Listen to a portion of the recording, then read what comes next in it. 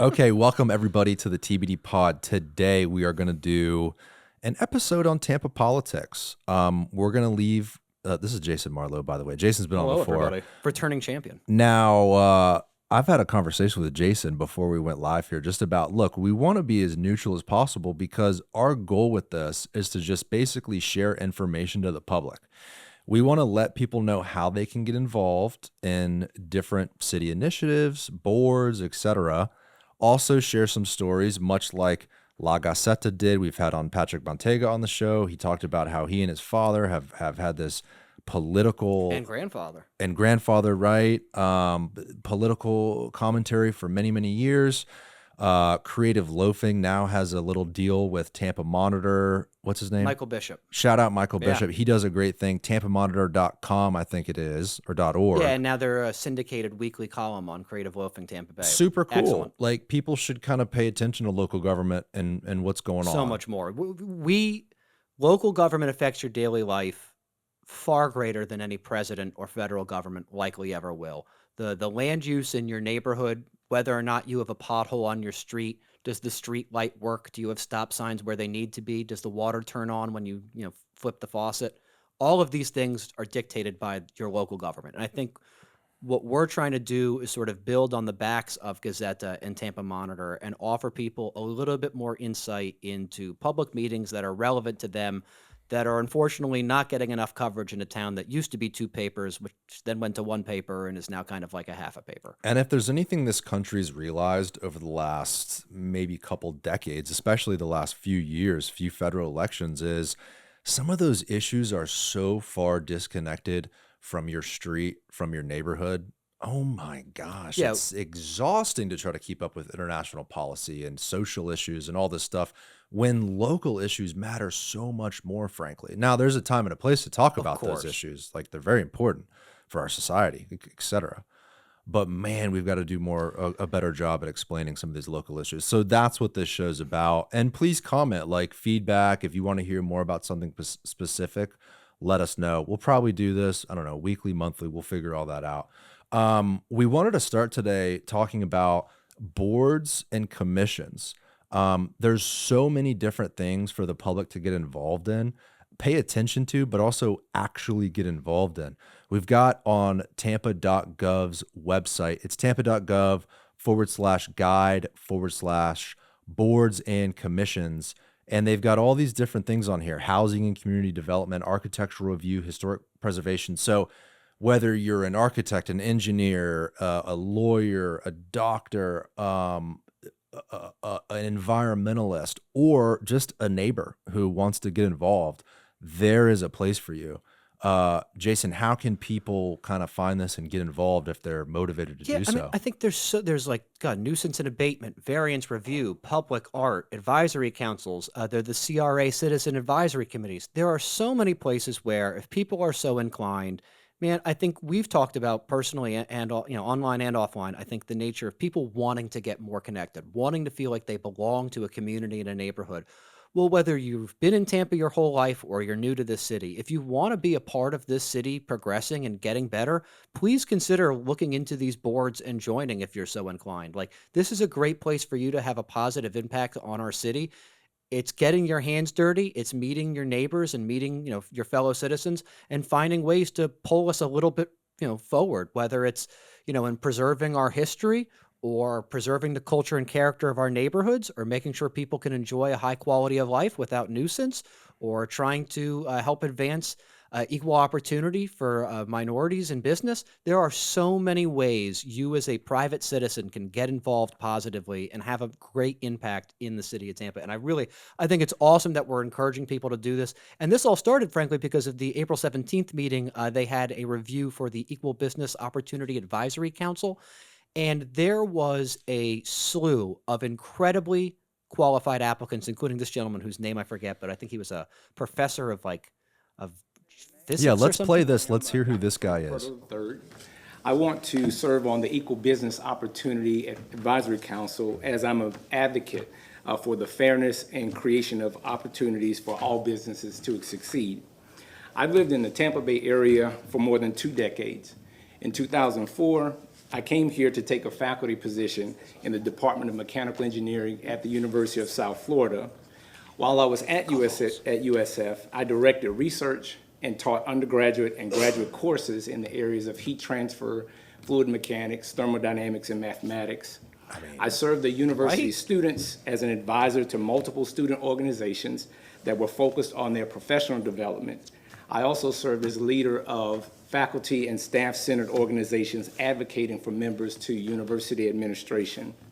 Most of my community service you can see, is rendered as a this city member is of Love filled First with Christian really Center good in people Riverview, who have and as a incredibly member of the qualified Family backgrounds. I Alliance mean, you can see all the ladies and gentlemen sitting behind him. These are all folks, except for I think Robin Lockett in the front right, but all of these folks by and large are folks who are applying to be on this board. They're coming from incredibly diverse walks of life.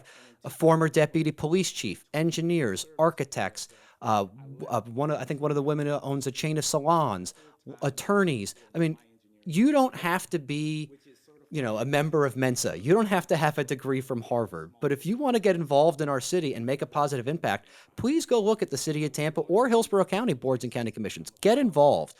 Make the city what you want it to be by helping be a part of the process as opposed to just sitting on the sidelines. And these are big deals, right? Like the city staff, the administration, and city council elected officials use these recommendations heavily in their decision making.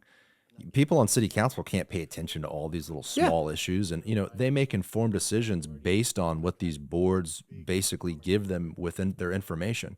So it's not like you're going to hop on this board and waste your time. These are like critical positions. 100%. You're offering wisdom to both city council and to city staff that they can then imbibe and use to make more informed decisions. I mean, I think people often want to talk this game, government isn't listening. And you know what? Oftentimes that's true. Yeah. But if you want it to listen, you got to communicate. And that means getting involved. I think far too many people have seen fit to withdraw from politics because, they're all the same or, it's all crooked. Well, particularly on a local level, like we're not defined by the partisanship nonsense that is ruining things on a national level.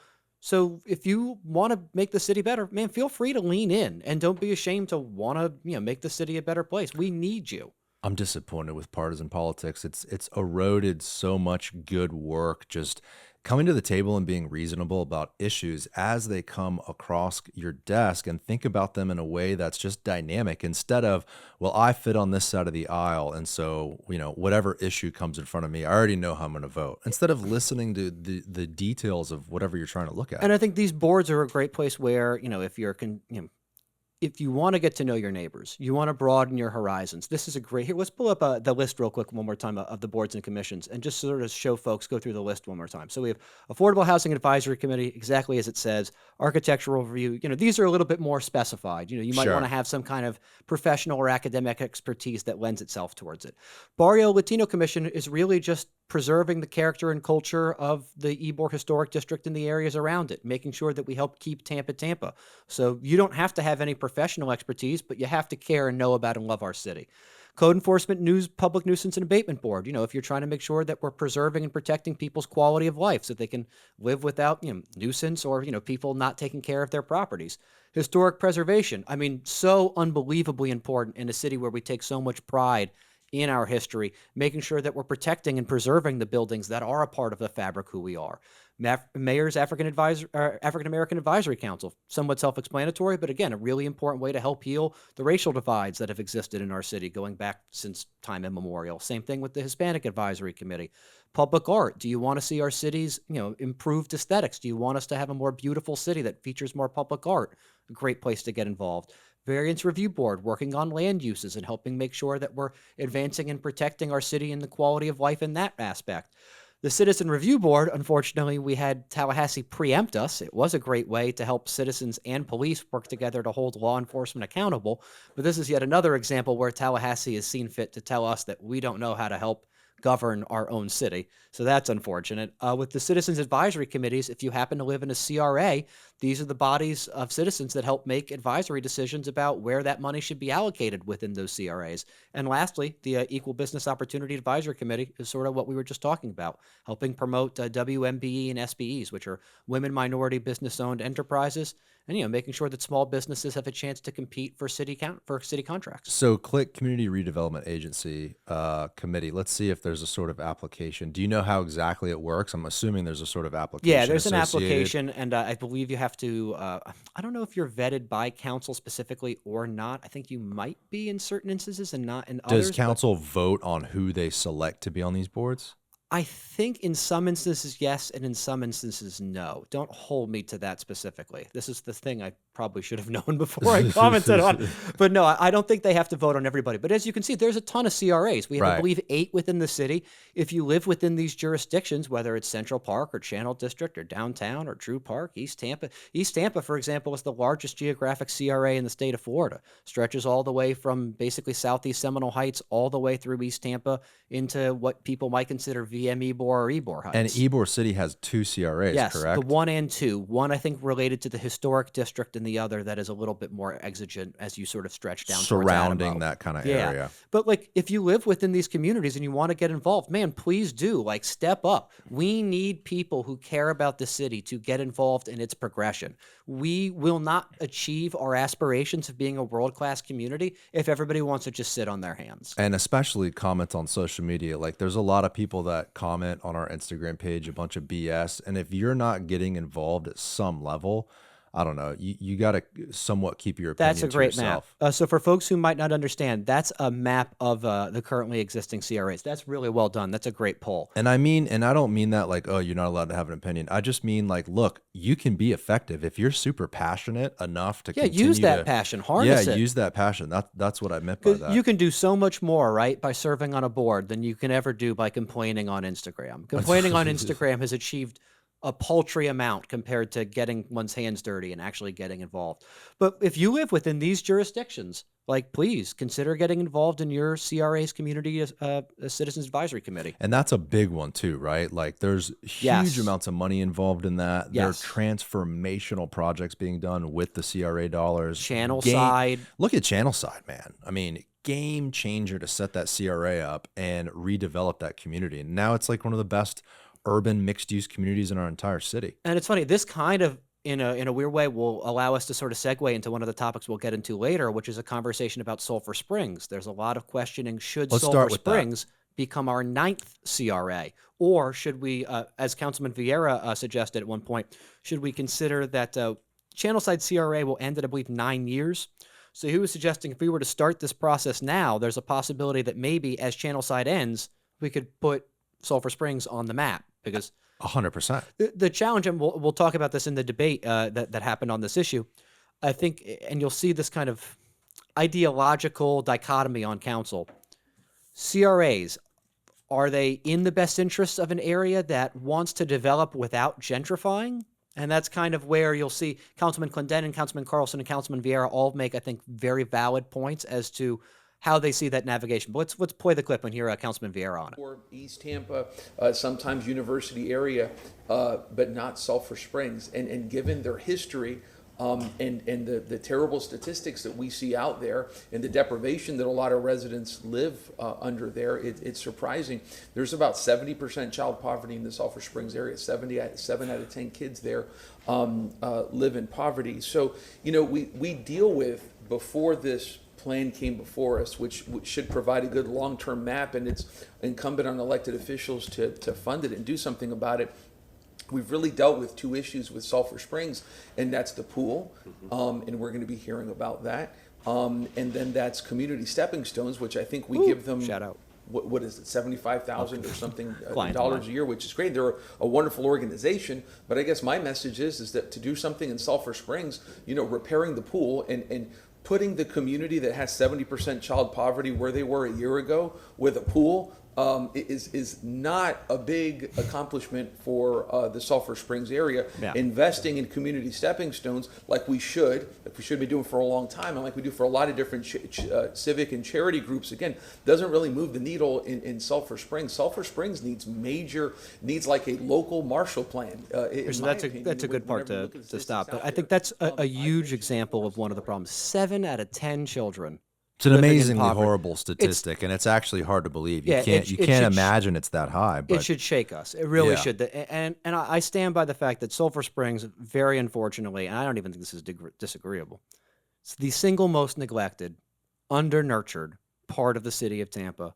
And I would go so far as to say it's up there, if not the single most underserved and under-nurtured part of Hillsborough County. Well, the problem in the city of Tampa is there's a lot of areas that felt like that, man. Look at West Tampa. Now, West Tampa's getting some love. Yeah. They're getting 3 new parks, all the street repaving, West River Walk, right? Rome Yards, West River redevelopment project. Like they're getting some action where you can foresee a bright future for them. What about Sulphur Springs, right? And I think that's to Councilman Vieira's plan. It needs a Marshall Plan. It Yeah, really does. it needs a need big grand vision. long-standing investment. But grand vision doesn't mean turn it into some Hyde Park, right? And push the people out that live there. And that's something that'll be That's a tough discussed. balance, though, Jason. 100%. Because look, let's talk about that gentrification word for a second. The G word. The G word. People have taken that and turned it into a very, very negative connotation. They're building up a community and rebuilding it for the people that live there is not a bad thing. And sometimes good projects get painted with that G word. So But let me also say, gentrification can apply to, in my opinion, places like Hyde Park Village. Hyde Park Village used to be a place where you had the wine exchange and Irish 31 was there. You'd go there and do things. Oh, I'm gonna miss Well, Senate if Bistro. all of that stuff is taken out and it's injected with like Louis Vuitton stores and stuff like that, I don't know. Where do I take my kids? Because the commercial property in Not South to Louis Vuitton? apparently not. Look, but the commercial property in South Tampa is so lacking. Like, where is the replacement when we lose establishments like that in South Tampa, which is a community you'd never talk about the G word in South Tampa? No, certainly not. So it's kind of an across the board issue that doesn't just relate to our lowest income areas. It relates to the whole city, thinking holistically about a plan for the entire city of Tampa rather than worrying about one individual location. When these CRAs sunset, because aren't they all timed? It's like a 2043 is the last, I believe that is the But I mean, East Tampa. but traditionally though, when it's established, isn't it like a 30-year run? Traditionally 20 or 30 It years. has to be there has to be a time on the Yeah. CRA, right? And there's certain situations coming up, like you just mentioned earlier. Channel side ends in what, 9 years? Yep. Okay, so like the plan after that, right? You got to switch it up and keep shifting around the city. I think Miranda has mentioned, well, what are we going to do? CRA the whole city? Am I wrong? Hasn't he kind of Yes. said some stuff like that? Why not though? I think the whole city needs it. Well, I think the challenging thing, so CRAs statutorily restrict you in what you can spend the money on, and geographically you can only spend it within those confines. So like the limitation is for some of these areas, I think the criticism that you hear, particularly from folks in South Tampa, is that South Tampa doesn't have a CRA, and because the taxes that are being generated in these areas within the CRA are staying within those geographic confines, that South Tampa, which contributes perhaps obviously a larger percentage of the tax revenue for the city of Tampa outside of like downtown and such, they're getting less of the services because some of this money is staying confined within geographies that are not in South Tampa. I mean, I think that's an issue though, because it's not like South Tampa's streets are paved with gold. Like we still have a ton of blight, man. It's so, I mean, and private property and commercial property, some residential areas, but the infrastructure itself, man. Like in my neighborhood, literally kids are waiting in ditches for the bus. No, I mean, there's no sidewalks, there's no storm water. There's potholes. Like we still have problems down there too. and yet there are members of council that have been disparaging South Tampa and suggesting that it has everything it needs and other parts of the Tampa. It's a problem. Yeah, I mean, it's really, it's You really shouldn't It's generalize. decidedly unfair. If you go down to Robinson and appreciate the fact that the area of SOG down by there is decidedly blue collar, and a lot of folks there Oh are my living God. hand to mouth, paycheck to paycheck. It is not Hyde Park. It is not Ballast Point. It is not Sunset Park.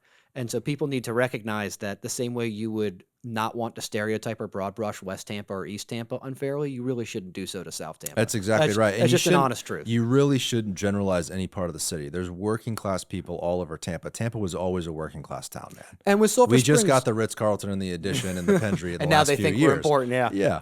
But with Sulphur Springs, I think the challenge is, to your point, how do we find a way to improve communities without gentrifying? And I think part of that is by making sure you're developing at a certain AMI rates. You're building homes that are affordable to folks who live there. You're helping folks who already live there renovate their homes. And this is one of the things that the Councilman Clendenin is going to talk about. Let's switch back on council, right? So Vieira's pointing out that there's massive poverty in this area.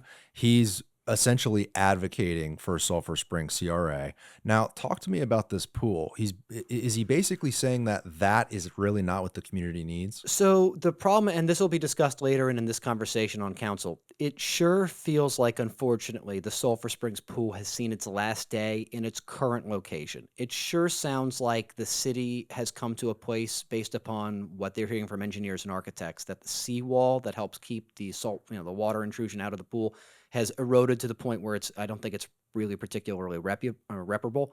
I think, as Councilman Clendenin will make the point, I think the answer is going to be to rewild that area, let it turn back into like some kind of nature park or preserve to some effect, and then relocate the pool either perhaps to Tower Springs Park or Rowlett Park, which is what they're looking at. David, good call. Pull up the map. So there's Slick. Sulphur Springs pool. Now zoom out a little bit. Do Well you done, know sir. where the city-owned land is? Is it basically the parks on the west and east of 275? I believe if you zoom in a little bit more, I think you'll see. So Tower Park is that green space directly to the On the left. west, right? Now, I believe the city does not.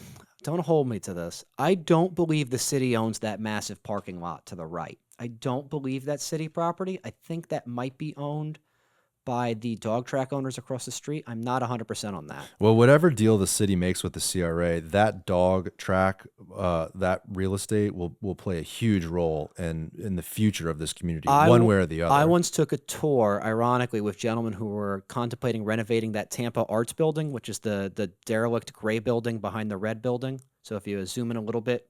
Javier, Yeah, I know him. He tuned in.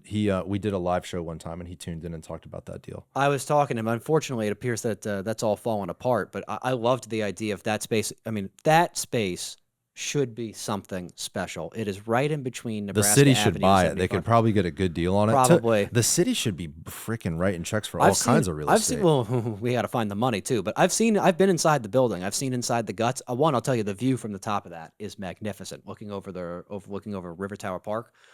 But the pool right there, it would, to my understanding, what they're thinking about doing is ripping. I mean, this is purely speculative. There's no Sure. plans necessarily yet. But it sounds like the discussion is to potentially tear all that up, turn it into some form of park, and then relocate the pool, perhaps all the way over to Rowlett Park or Tower Springs.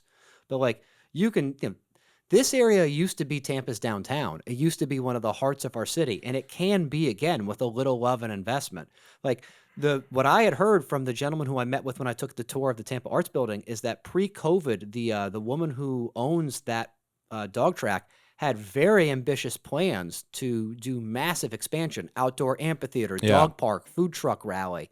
And COVID unfortunately killed it. But I mean, look at that dead She space. paid $9.5 million for the property, and it does include all of the parking lot on the south side. The city does not own it. The city owns the waterfront area where the pool is.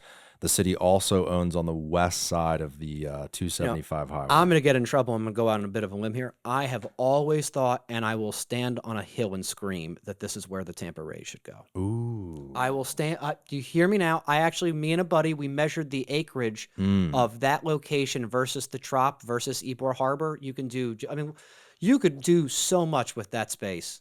You could do so much with that space. How do you do that? Well, it's not a bad idea because then you get some good investment coming into that community. You can raise property values. Man, you got it too. I was about to say, pull the measurement on it because I'll tell you, I know for a fact the acreage that the current Trop site sits on, I believe, is 13 acres or just about, or if that might be what they're looking for with the Ybor Harbor site. I think they only have about 13 acres to work with. I can tell you, you've definitely got enough room for a ballpark there. Right? Absolutely. I mean, like, Well, let's toss it back to council though. So we've heard Vieira. Councilman Clendenin tunes in here. David, pull that part up. 26.3 acres. Yeah, you've got Double plenty the of room. size of what they're doing in Ybor Harbor. Absolutely, yeah. Double. You've got plenty of room to do a ballpark there. Wow. And she's paid enough where it'd be a great deal for her.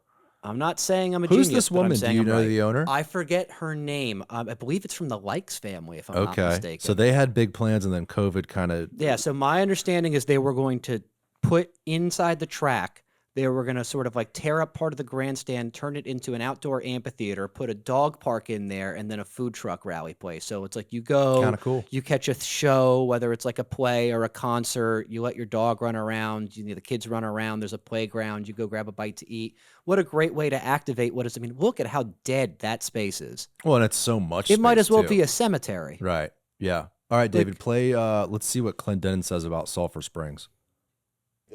There's definitely an issue there, and I think that everybody deserves to live in a safe neighborhood and feel safe when their kids go outside, that the kids are going to return. So I think He's it's always got that or pen in Sulphur his hand. Springs Yeah. are for the people that are living in it's a Sulphur fixation. Springs. What we don't want to do is He's don't gonna need make to fun of me create this another for- water this street later. in Sulphur When this Springs. airs, We I need- know we I'm- need to have the improvements that actually help the people that are living in the community, help them renovate and improve their houses, because there's a lot of housing there that people can still, not that anybody can afford anything in Tampa now, but relatively speaking, it's relatively affordable.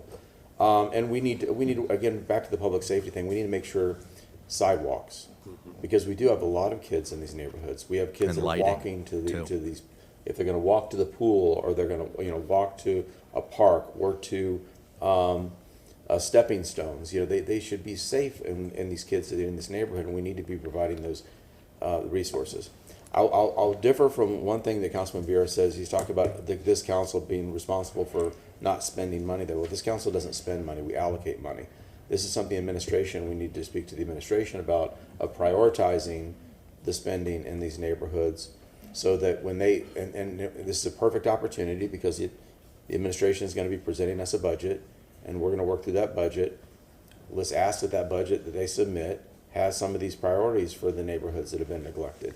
And I think that is the path to success. I understand the concept of the CRA, but I think other than the fact that the county is not contributing, we have complete control, the city does, between the administration and this council, of how we improve the quality of lives of people that are not just living in Sulphur Springs, but we have multiple, Councilman or Chairman Maniscalco mentioned, Palmetto Beach area, and these or the Port Tampa area, these other areas that we have control of that, and we need to be always, it's got to be in the forefront of our minds of one of the best purposes of government is to help folks and give them a hand up and help them be able to better their lives and their families' lives in a way that they maybe not be able to do with given the resources that they have at the moment.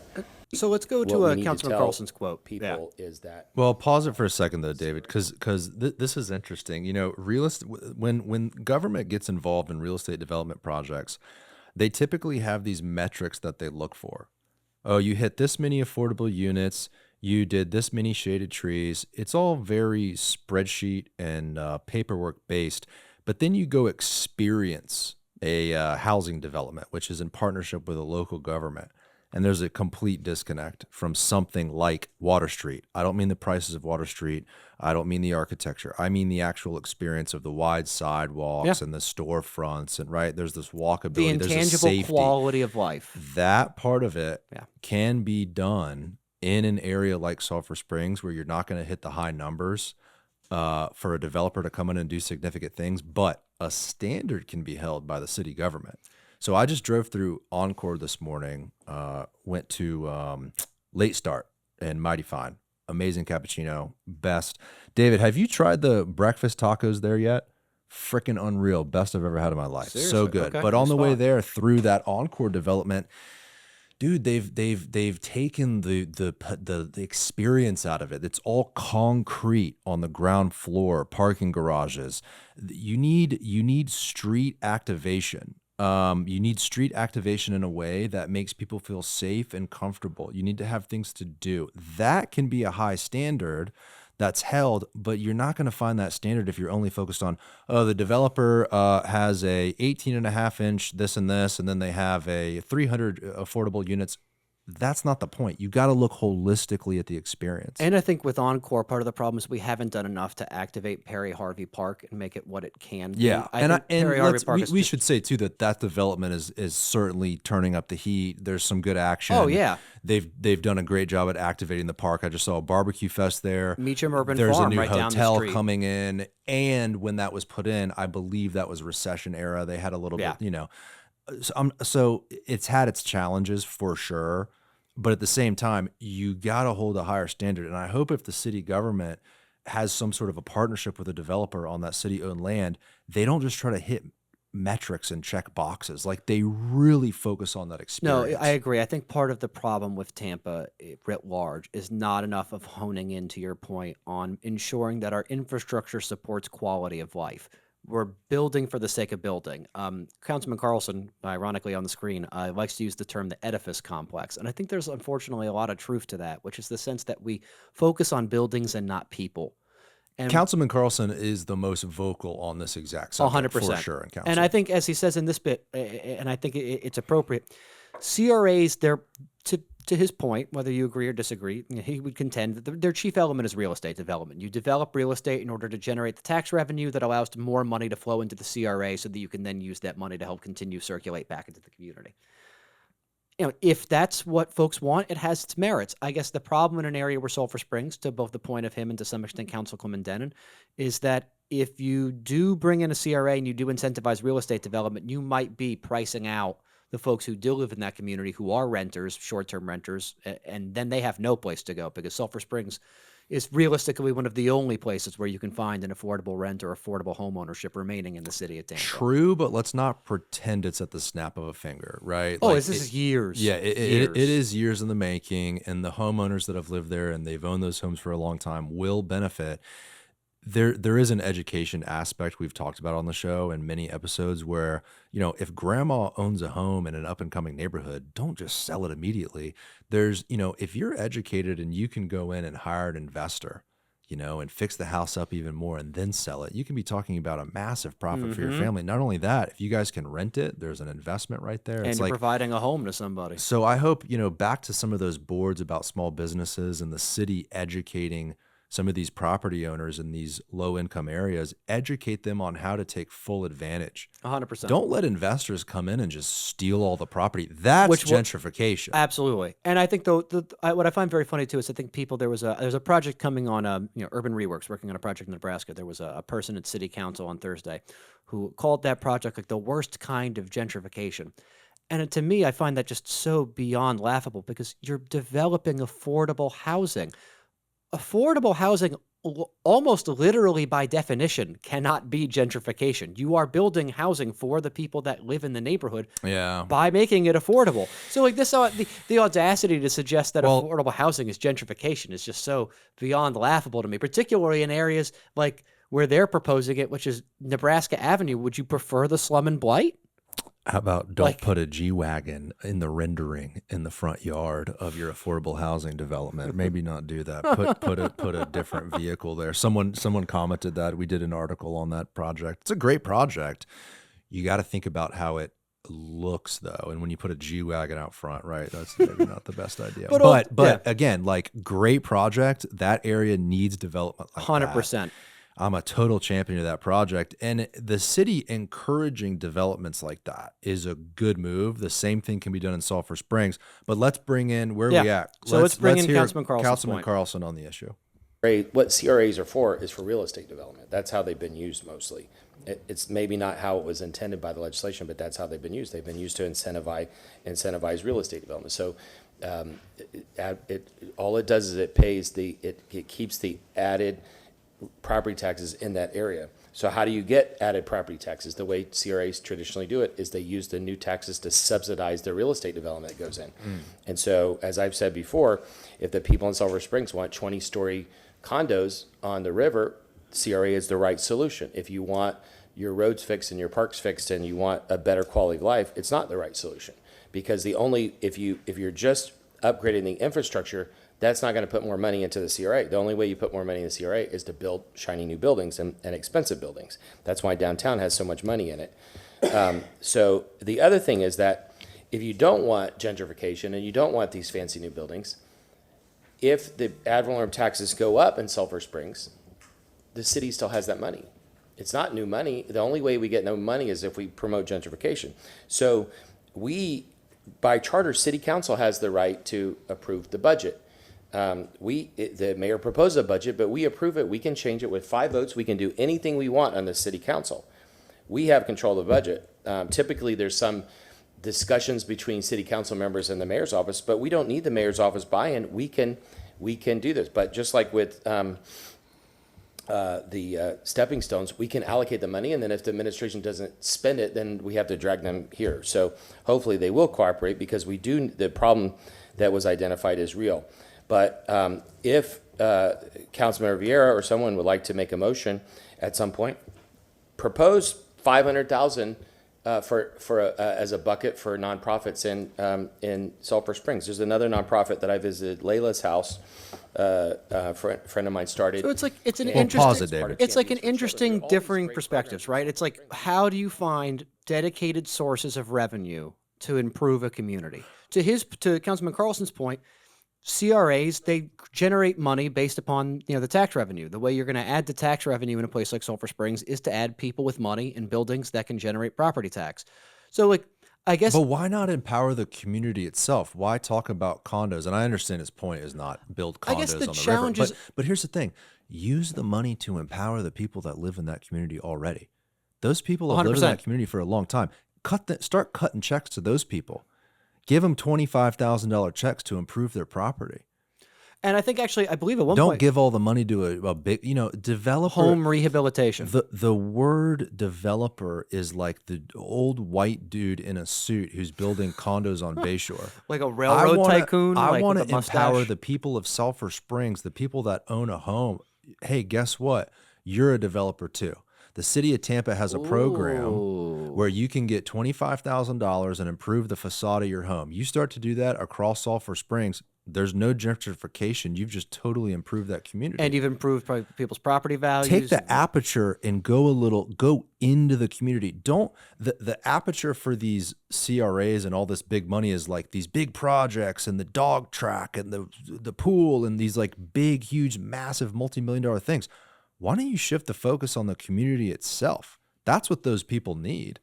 The black people of Sulphur Springs need money, man, to fix up their own properties. That's what they need. They don't need a new condo on the river. They No, don't need a new. and I think a huge Councilman park. Carlson's right on that point. I think what Sulphur Springs needs is incremental, serious investment in which people are taking that community seriously. In the very people that live there now, not new people coming in. And I think that's how you can toe that line of, are we gentrifying or are we building back this community for the people that live there now? Yeah, and I think do we have one or two other quotes from this section, right? Well, we've got Clendenin, I think, the future of Sulphur Springs pool, but you were saying something about Carlson's point. Yeah, I mean, I think the challenging thing is, to your point, right? It's finding that fine line between gentrification and development. We want Sulphur Springs to improve. We want the people who live in that neighborhood to be able to stay in the neighborhood. We want the folks who have equity in their homes to grow that equity. Yes. We want their property values to grow. Yes. We want them to be able to generate intergenerational wealth so that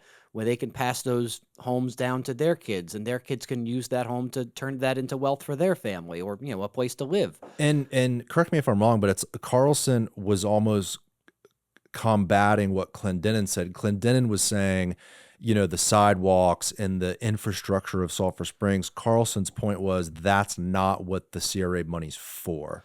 The CRA money's for real estate development.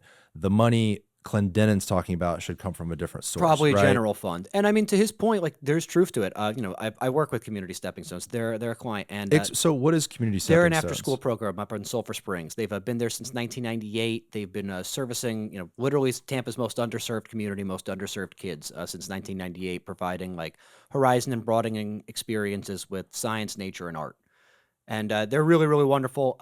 But they've had students who have actually hurt their ankles on broken sidewalks walking from Sulphur Springs Elementary, where they pick the kids up and walk them safely to Stepping Stones. The infrastructure out there is that poor. I mean, it truly is that poor. And that's not to say that the infrastructure is great throughout other parts of Tampa. You go walking in West Tampa and find me a sidewalk that goes all the way, or find me a drainage ditch or an actual box culvert. I've got them in my neighborhood too, So like I said. to Sulphur Springs' problem, so many of their problems are citywide, but I think it's so important. And big credit to Councilman Vieira and all the council people for engaging on this issue, because the real part of this discussion that I really think people should appreciate is this council cares about it. Yeah. And this council is actually taking it seriously and getting getting involved. And this isn't to disparage previous councils, but to some extent, this has been a can kicked down the road For sure. multiple times for multiple decades. And kudos to this city council for trying to take very seriously discussions on how we're going to ensure that the most underserved, most undernurtured part of our city isn't like that anymore. Let's pick up with Clendenin 221, David. You got it. Environmental Right. I understand. issues No, there. I do. I understand that. Are there any other parcels that we control or can we control that would be more centrally located for a pool that is, so if we rebuilt a pool that we could put it in a better location for the Now, this- community? Council member, we What's your looked at name? that. We Lucia started Wynn. looking at what we could do. Oh, she's thinking about what's your- possibility I have in forgotten your Rolette name. Park Council and member. some of the other areas as Right. well. Sir. So we Yeah. are exploring Okay. those options. Because there's just something that gnaws at me, and of course, this is just intuitively and not quantitatively with data, that we may be doubling down on a loser, and that maybe the best purpose of this property is to restore the spring and, take out the seawalls and restore it to a natural habitat, again. With Like the- Eulalie. with the Yeah. manatees and all. Which, I mean, God, And it's then just and gorgeous. since 100%. we kind of acknowledge that this pool is not necessarily in the best location for safety and for the neighborhood, if we're able to acquire property and build a modern world-class facility in a different location, that may be the best use of this money, again, especially if we can't restore what's already there. I We don't have- get we're how that talking about helps, rebuilding. posit, David. How does that help that community, though? Rebuilding the pool, is that what they need? Or do we pull up that map, David? Sulphur Springs has its own little downtown, basically. It used to basically be our downtown. It used to have a boardwalk. In the 1920s, it was kind of the Zoom in core on the east Tampa. side, David. of the pool. Never eat soggy waffles, David. East is to the right. Come on, man. Are you mic'd up, David? Come on. Get mic'd up. Join the conversation. Sulphur Springs on the right side of the pool, across, that's Nebraska Avenue, Yep. on the east side. Zoom in right there. Put that little man on the street. That is a little downtown. What you do is you focus CRA dollars. So, You start to get if you back up a little bit? people in that community, small businesses to open up So hair there is. salon, grocer. There's a distillery coming in, Dude. right? If They you need their own little neighborhood. see that building right there, Corner the stores. building right on the corner, right there with the cars behind it. That's the old Sulphur Springs. It's either that You're gonna building go. or that. What are they building. going to spend on a new pool, Jason? What would that cost? I Just think ballpark. I think like 1.3 million. I think. is Right, what but the that's number- just to redo it. What Clendenin's talking about, if build a this- brand new one. Oh, I you're- can't imagine, bro. I can't to imagine. acquire the real estate, well, you're that's the thing. talking We- $20-30 million. Well, at the lucky least. thing is Tampa City, the city of Tampa owns a lot of real estate locally where we could build Rowlett Park and Right. Tower Springs Park. So that Now, how cool old is this, theater man? is going to become a distillery. Dude, I the believe city- it's called the Danger city- Distillery. Okay. So that's spoken for, but the city should figure out a way to acquire property in this little sector, start to partner with developers that live in Sulphur Springs, that have ambitions to open small businesses, empower them and start cutting them checks to go and develop their own community. I don't think you redevelop and empower a community by building a new pool. I get what Clendenin's saying, and I do appreciate it. But what I'm saying is, if you're strictly talking about the community redevelopment agency to help build back that community, you do it from the ground up, not from the large project, condo, park, et cetera, down. No, I wholeheartedly agree with you on this. I think part of the challenge with Sulphur Springs, I think, is going to be, and they're working on the plan. Part of this discussion is Right. in relevance to, I think next summer the plan is to release a full-throated plan that sort of details the city's concepts for investment and changing of the community. And to your point, I think, yeah, you do that by building bottom up, not top down. And I think that means engaging the citizens there, making sure that they're empowered. I think to Councilman Carlson's point, I think a dedicated source of monies that could go towards nonprofits in the community is a very, very, very viable idea. But ultimately, the tragedy is Sulphur Springs used to kind of be our downtown. It used to be the historic core of our city, and we really should be finding ways to bring it back. And kudos again to this council for taking this discussion seriously. And Clendenin is right, too. I remember my grandfather telling me there was a sign at the Sulphur Springs pool that said no dogs and no Latins. Like, my great-grandparents weren't allowed to go to that pool. The black community was not allowed to enjoy that pool. Which is, So, I think, why it's important. for sure. That's what I'm saying. To build that back is probably And a I think good thing to having do. lost the Angus Argos pool on Central Avenue, I Right. think sort of compounds the need for there to be some form of aquatic place for kids to go. As somebody who was a kid who got into plenty of trouble over the summer, like plenty. I think, having kids to have a place to go is just so important. Man, I'm a product of after school programs. I would 100% be like in an orange jumpsuit if not for after school programs keeping me out of trouble when I was a kid. So like having places like that are unbelievably important. Every dollar you spend preventatively in giving kids a safe place to play as opposed to letting them get into trouble is money you're not spending on them being in the justice system. Absolutely. So where were we at on council on this topic? So I think, do we have any more quotes from the Sulphur Springs one, or have we reached our zenith? That's basically it. I think Clendenin was the last point on All right. that. I appreciate this discussion so much because it kind of is the next area that needs to be looked at. I mean, 100. I will scream from a mountaintop. Sulphur Springs is the next big place in the city of Tampa, stretching from, I think, the Florida Avenue area all the way out to Rowlett Park, maybe even up to up by the river. I think you're going to see that area blow up. the because there's- Springs, baby. I mean, And it's got a great name. It's beautiful large oak trees. It's kind of hilly. You're got the river. You're right across the bridge from Seminole Heights. It has everything going It has for it. all of the bones you could need. It just needs the infrastructure. Like there's no supermarket. There's like no gas stations practically. That's what I'm saying, man. Like Yeah. that. And that council, me to is their the credit, has focus. been talking about that. Good. Councilman Vieira and Councilman Clendenin and Councilwoman Hertak, to their credit, have all been talking big. Actually, and Councilman Carlson, I'll throw him in there too. Have all been talking about trying to find ways to bring some form of grocer into the Sulphur Springs area, whether that means incentivizing private development. I know Councilwoman Hertak has talked about finding ways to add shelving and refrigeration to existing bodegas. So rather than the city spending like $2 million to try to subsidize a grocer, how about we spend like $25,000 here at these local corner stores so they can include some fresh, better produce? So to my point earlier, is the only checkbox, oh, grocer wants to come in, we're good. Or do you make that grocer actually be a part of that community? I brought it up before, but this Publix Publix. over here on Main Street, I knew it dude, was coming. it doesn't face the It does freaking not. community. So if the city has a policy, well, we want a grocer in Sulphur Springs. Publix wants to, or Aldi or whoever wants to put a grocer here. Oh, we're good. Let's turn a blind eye. Still got to hold a standard. You still have Still to hold gotta that hold the high standard. standard and make them be a part of that community. David's going to find this. I mean, Publix. God, it's is probably not even going to pop No, up. it's probably, I mean, because it hasn't been built probably whenever this was done. But yeah, I mean, to your point, that whole West River development, I'm super thankful that it's coming around. Me way too, too man. late. And like, there's no Publix in the area. Do we need it? Yes. But again, Carlson talks about this all the time, and I appreciate it so much.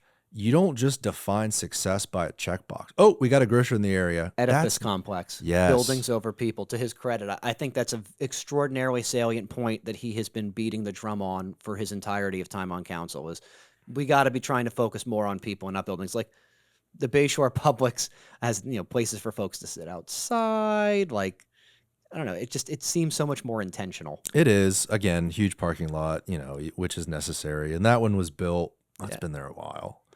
I've gotten trapped in that parking lot and far too many gas barillas. And I don't even know if that was city-owned land, which you can't necessarily control what they do Yeah, when what they own private their own property. land. But if you're going to partner with the government to do a real estate development project, let's hold folks to a yeah, standard. the government can 100% absolutely agree. have a higher standard. And I think that we talked about this a little bit on the pod with Hoyt. I think just it's saying that we know who we are now. We're not desperate. We're not trying to settle. We are not like some guy in his mid-40s on a dating show. Like, we're successful. We're ready. Like, Yeah, you're and- ready to commit or not. And guess what? If Publix doesn't want to, go down that road, cool. What's up, Aldi? What's up, Sprouts? There's other brands that can do it. Granted, I love Publix. I'm there like 3 times a week. I'm not hating on Publix. the power of the subs is powerful. Actually, I think if the standard was held higher and if conversations were had with that brand, why Publix would probably be absolutely agreeable. It's just that they have a box and they have their numbers. Their metrics. Yeah, Yep. like, if there's no standard, well, yeah, Publix is going to just do what they've always done and do their thing. They're extremely successful at what they do.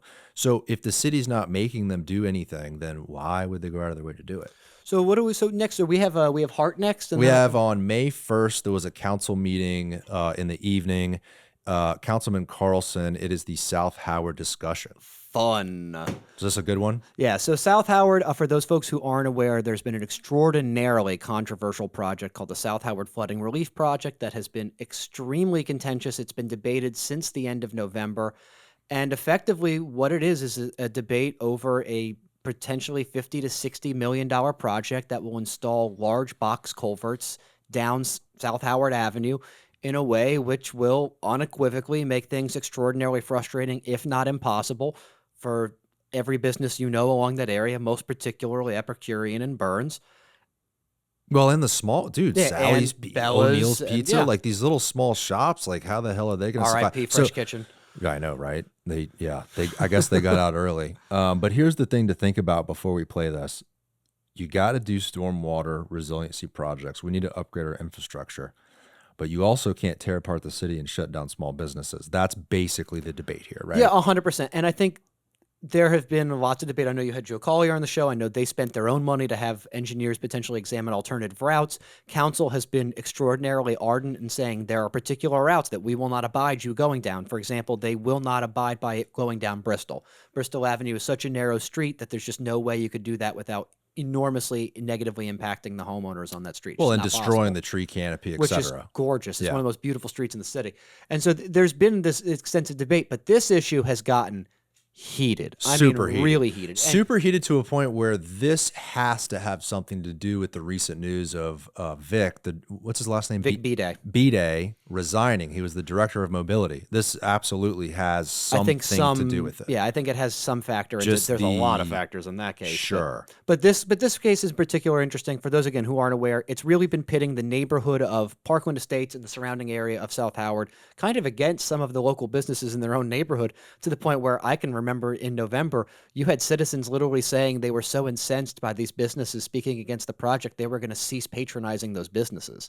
Like, it's turned citizens against the businesses within their own neighborhood. That's how ugly this has gotten.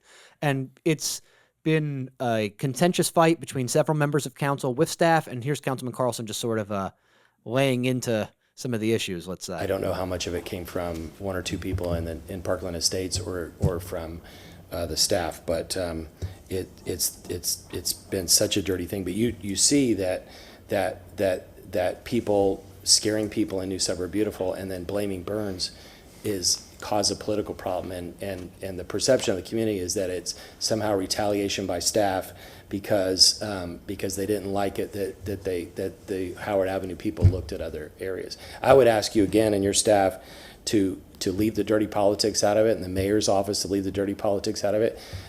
Despite what was said little earlier, spicy a meatball. lot of Who's he places in talking South to? Tampa were flooded. Vic B-Day. And there are many scared people in South Tampa. They're in North Tampa and other places too. But South Tampa, there are a lot of people that were flooded, and they don't want politics. They want solutions, and they want real solutions. And the people, the community, want to be able to trust staff and consultants when they come before them without trying to stir up trouble. Can I also ask you, so we had previously passed a motion, City Council, to not go down Bristol. Can you confirm that, and that would include going down Lakeview to Bristol? There are only 3 options that you say that are being looked at. Can you tell us, so now, because of the resolution, is staff listening to us, or is staff ignoring our request? Which is what we'll piggyback on this Our kinda later. consultant is looking at those 3 options, and we're going to have a public meeting on June 5th where we'll disclose. I have met with members of the PECC board, with Yuan and our team. We completely understand their PECC. concerns and are doing everything Talking we about the Civic can Association, I to consider that and Parkland Estates, accommodate right. them. But this is not a matter of just opinion, it's a matter of analysis and benefit over cost. Our consultant is doing that, and we've been consistent with that messaging. We'll know for sure by our public meeting on June 5th, and we hope to share positive news for the community. And City Council is not going to get a briefing in advance? They will, absolutely they will. We're going to, 100%. we're not going to get blindsided by somebody presenting We something. we will reach out to all council members. Should you want briefings, we'll be more than happy. So the We'll other schedule thing, the other thing is that some concerns in the community about this project. We heard this morning that the size of the culverts has increased. One of the concerns was that the capacity of this project would not handle the volume of water coming through. the way I've observed this administration is they never like to say that, oh, we weren't doing that, or we're doing something wrong. Instead, they like to say, oh, we were already doing that. They did it through the whole George Floyd thing, protests. The issue is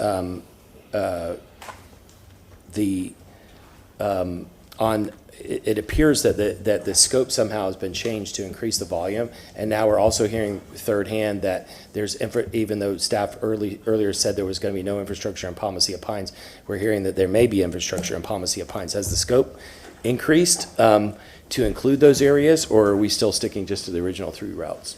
The contract and the scope is the same. We're looking at the 3 routes and Howard Avenue. And so there's this gonna is be where no like the contention is that Yeah, pause it, David. So what's the issue here? Is it basically that South Howard businesses don't want it to go down South Howard for reasons that are both maybe legitimate and perceptually maybe not as but legitimate. here's the thing, which I kind of preface this conversation. It's like there might not be a whole lot of issues that are more important than storm resiliency for the city of Tampa.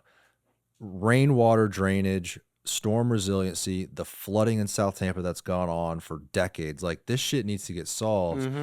And in order to solve these issues with infrastructure, you're going to have to start tearing up roadways to fix this stuff, right? Some areas in the city of Tampa have clay pipes from like 100 years ago. I mean, I can tell you for a it's fact, like you got to get in there and dig it up and put, new the infrastructure. majority of our pipe works are from the post-war era. I think Right. Now, this was as of 2019 when I was in this briefing, but I think it was like So where's the almost balance, though? 60% of our pipes are from the post-war era. You've got to figure out a way to find the balance. So what you're saying is there's some members of the business community that don't want. I think so much of the problem, and I'm going to not be political while trying to be political. Well, here. let me just say this too. Burns doesn't flood. So it's like, Yeah. if I think the perception and the problem is to some extent more the messenger than it is the message. And what I mean by that is I think there's a perception fairly among a lot of business owners in the city that the city of Tampa and this administration by large don't really care very much about what happens to small businesses in this community. Ask Cass Street Deli, ask Yeah, I've King heard State, that. Yeah. Oates Florist. Yeah. I mean, I can name a million. Sure. Where like these businesses had construction. I mean, listen, construction is messy. It's going to be complicated. Things take time.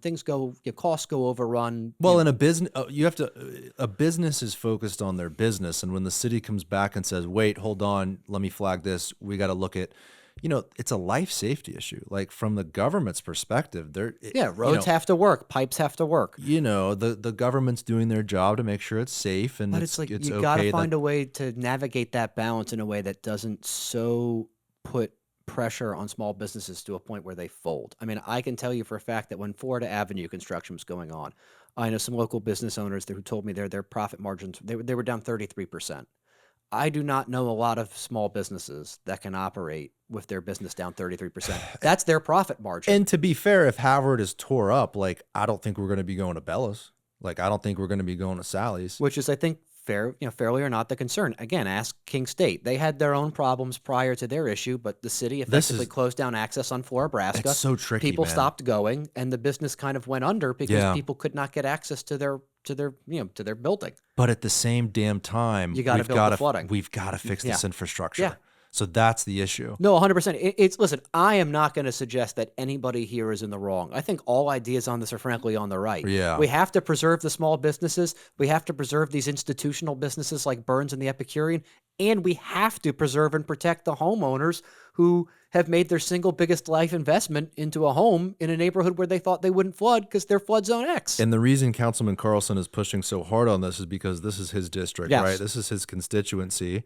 And so he probably gets calls all the time about worried business owners and residents who are concerned about what this project is and what it means. He is walking a very, very fine tightrope, trying to navigate the representation of the business owners who could lose everything should this project, not work on time, and the homeowners who some of whom have lost almost everything due to floodwaters coming into their home. And that's tough. That's why he's basically grilling here the director Yep. of mobility. He's like, leave the politics out of it, blah, blah, blah.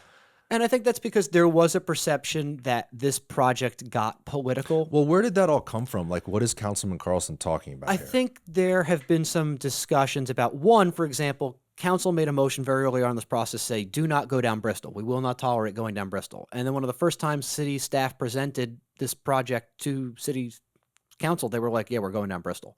And council was like, no. We were very specifically forbade this.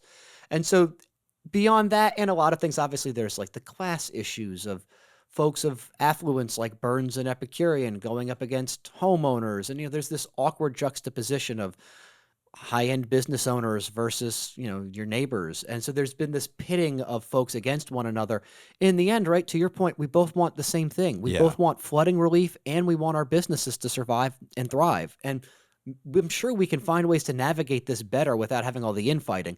That's on the part of city comms and communication and public engagement processes to making sure they're working with citizens and businesses to make sure, listen, in compromise, no one leaves 100% happy, but at least we can leave the table thinking we've been heard and listened to, right? Hence the reason why the businesses on South Howard have gotten together, paid Kimley Horn to do basically a new study outside of the city to figure out a different solution. Yeah. Which Joe Collier on the show said it would, instead of going all the way down Howard, I think it would go like Swan to Hyde Park, put all the stormwater retention under Hyde Park, and then go along the expressway and then out to Bayshore. Yeah.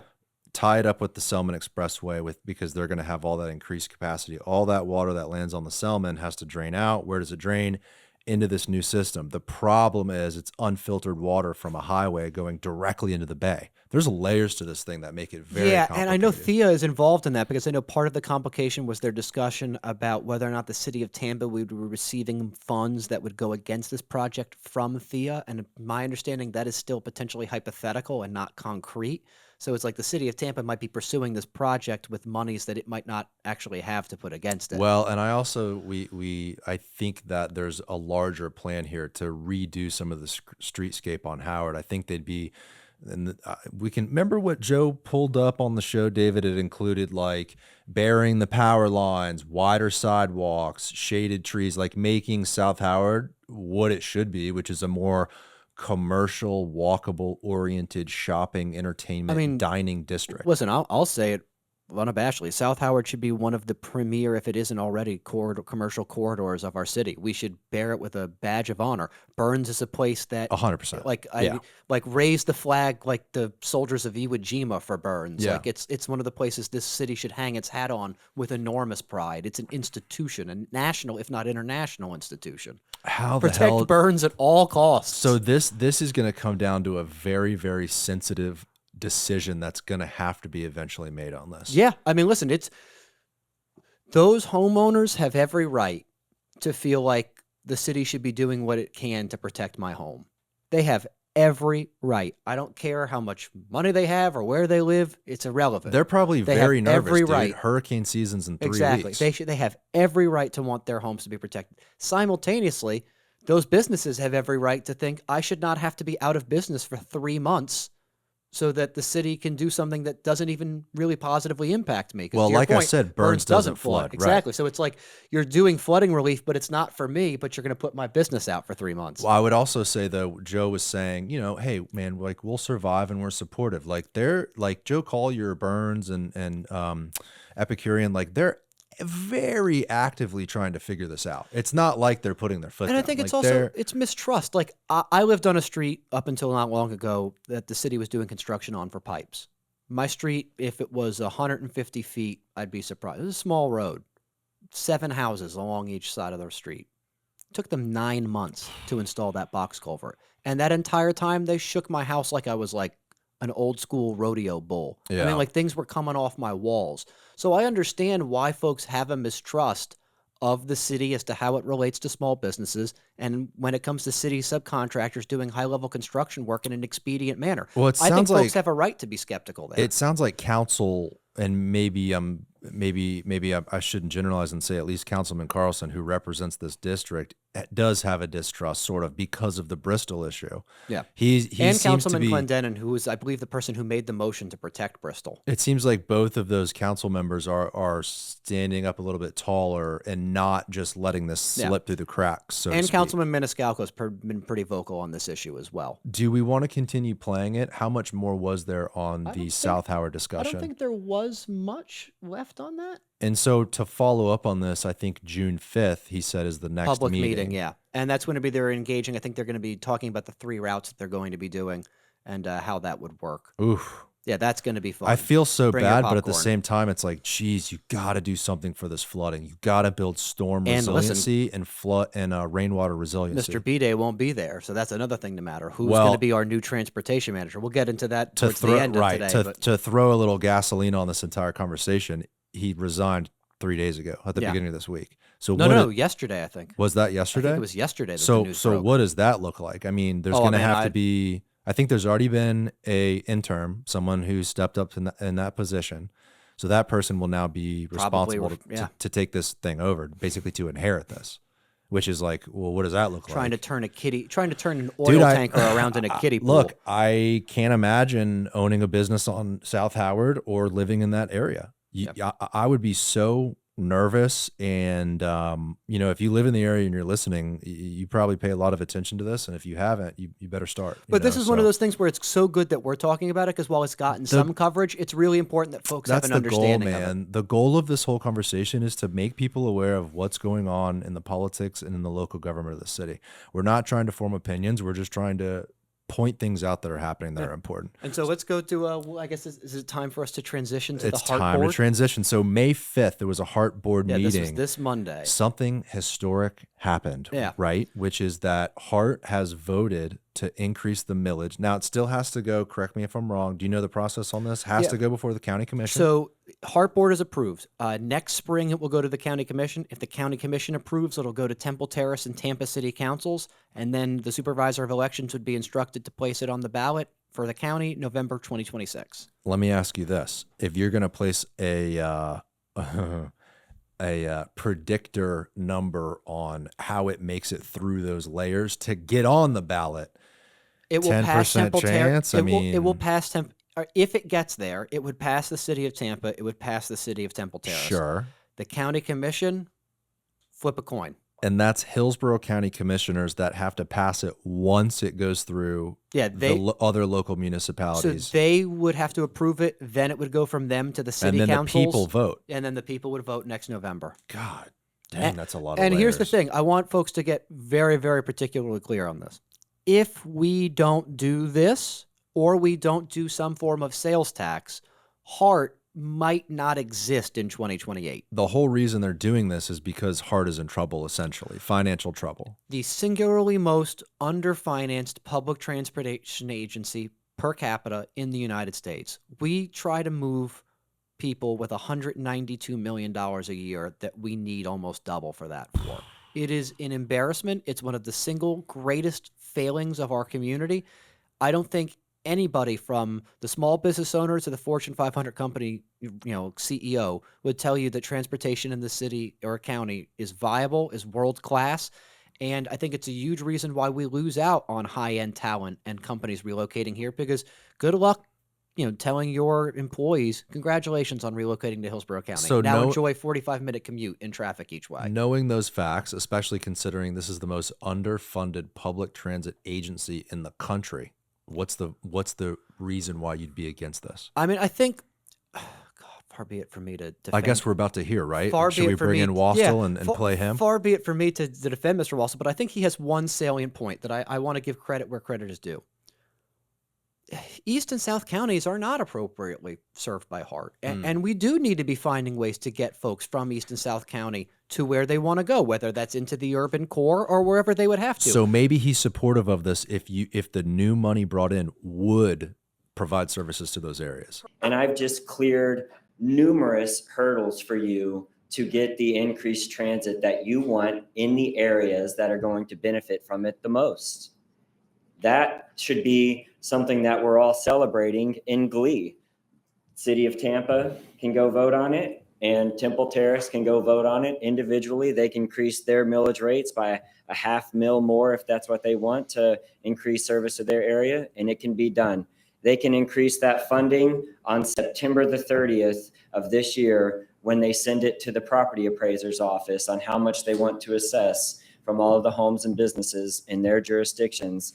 And then they can apply that increased funding back to HART for increased service in those areas. And there we go. Pause it, There's no David. need for us to go. Isn't that a good point? So there's truth to it. I think the problem with it is, to some extent, it's kind of an abdication of responsibility. You are the vice chair of the HART board. Your job as vice chair is to help provide safe, reliable public transportation to the citizens of our county. By saying, oh, well, Temple Terrace and City Tampa can pass their own millage increases to fund transportation within their own jurisdiction, sure, there's truth to that. But that doesn't solve the problem, does it? The problem is the lack of transit issues throughout our county. It's not just the issues within our urban core, though that's, of course, a problem too.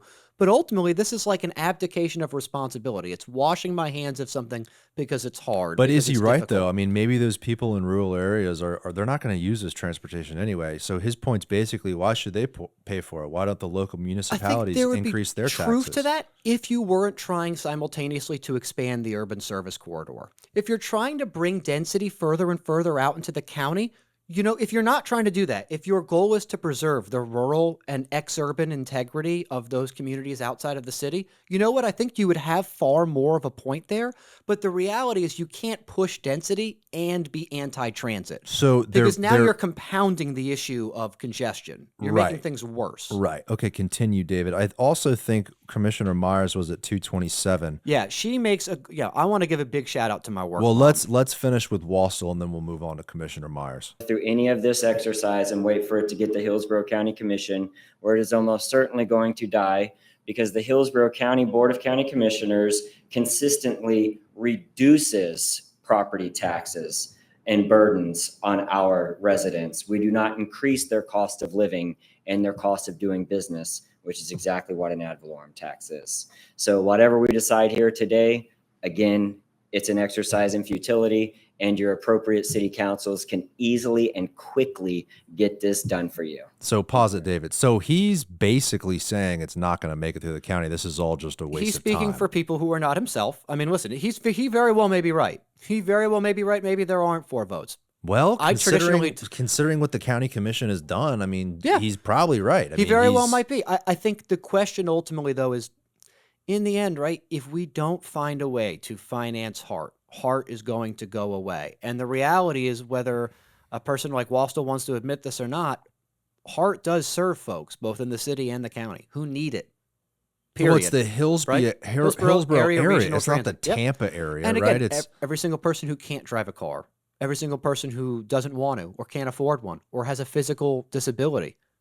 How do you think they get around? They depend upon this service. when he says we can increase the taxes for the to go before the property appraiser. Can we do that to fund the trolley, our own other So transportation services? I think the city of Tampa does have some mechanisms through which we could raise some taxes in our own area. I don't know to what extent. I know he has personally pitched the idea of Didn't the mayor try to do that a year ago, 2 years ago? she tried to do a millage increase for general fund revenues. Okay. So she was seeking more taxes to go towards everything. Roads, Parks, police, right? you name it. everything.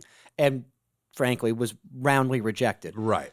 I would argue, and this is not to be political, to some extent that was more messenger than message, because if you look at 2024, we had a very anti-tax election, and yet the school board millage increase passed with sailing colors. And in fact, So did the CIT. yeah, more people voted for the school board tax than any single other individual or item on the ballot.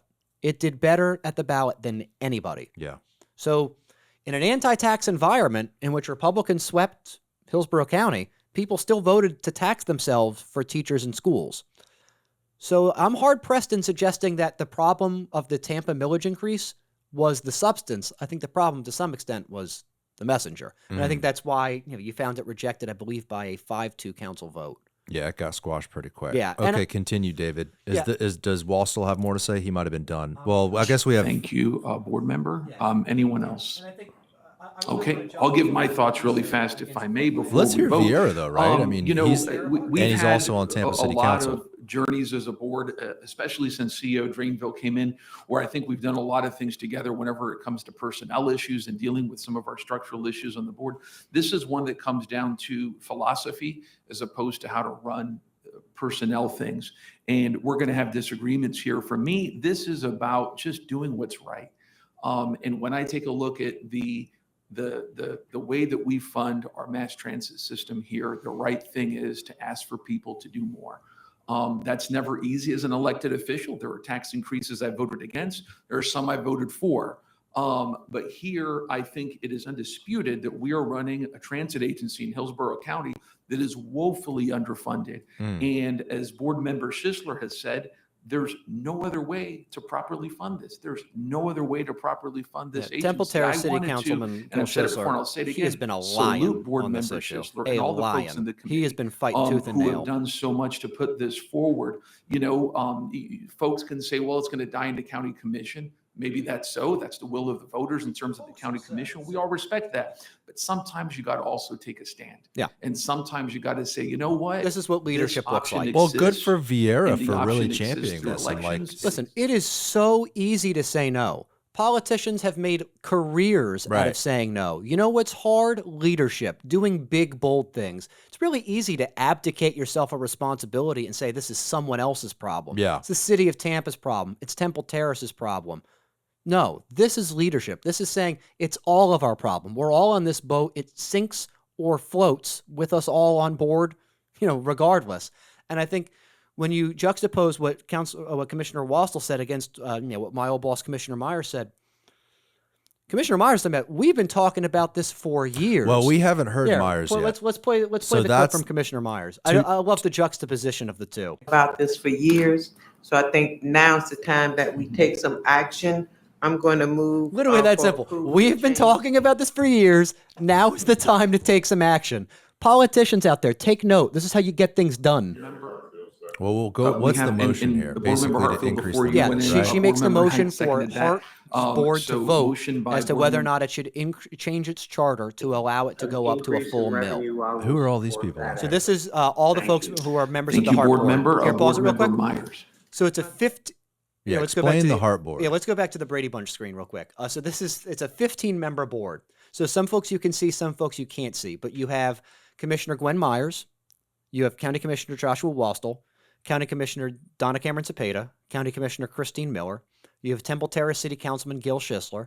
You have appointees from these commissioners to the board. Among them is Gary Hartfield, who's one gentleman, a black gentleman in the beige or tan suit with the black shirt.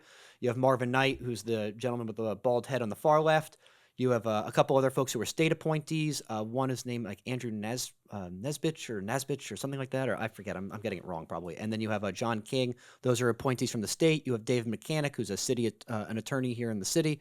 He's in that top bottom or top left window. And yeah, it's a 15-member board. You have you have a Tampa City Council woman, Gwen Henderson. It's a very interesting board of Tampa City Council, citizens, county commissioners, and a member of Temple Terrace City Council. Yeah, great. But let me ask this general observation question here. Okay, City of Tampa pays for these operations and a free fare for the trolley. We put 55% of the revenue in for HART. City of Tampa puts in, the free bus route one. Wastel's sitting here saying, "Oh, the City of Tampa can increase their property taxes and help pay for HART."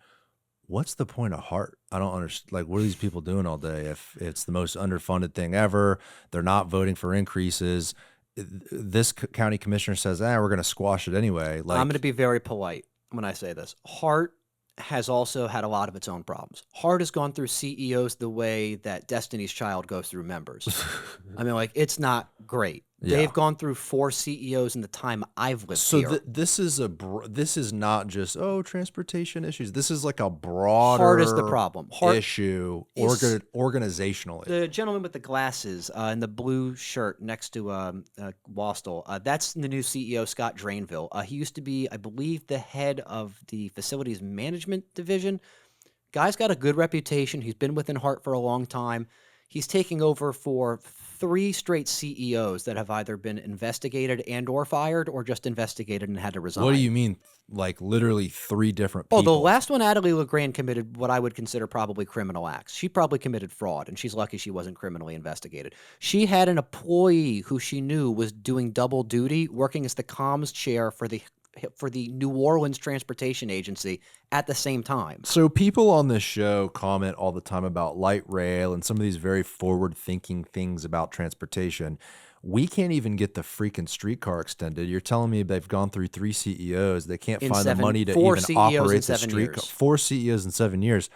Actually, it might be 5 and 8. It just seems like we need to completely rewrite transportation in this area in general. Forget about, let's increase the millage. See, here's the thing. I don't know if you can burn it all down and build it back again. I think there's merit to the fact that HART is a deeply challenged organization that's had a lot of Sure. issues, but I think to some extent, I don't know if you could burn it all down and build it back. I don't know. I really don't. But it is a sincere problem. And I'll say, like, it is deeply embarrassing that we live in a county of 1.4 million people. My buddy lives in a town of like 40,000 in Austria, and they have a nicer, more robust, more reliable, safer, cleaner public transit system than my county of 1.4 million in my region of like 3. So let's play Commissioner Myers, and then we'll move on. Oh, it's brief. She don't beat around the bush. We've been talking about this for years. It's time to get it done. Board Member Myers. I'll make the motion. Thank you, Mr. Chair. I think that we all know how we're going to vote on this issue, whether we're going to vote it up or down.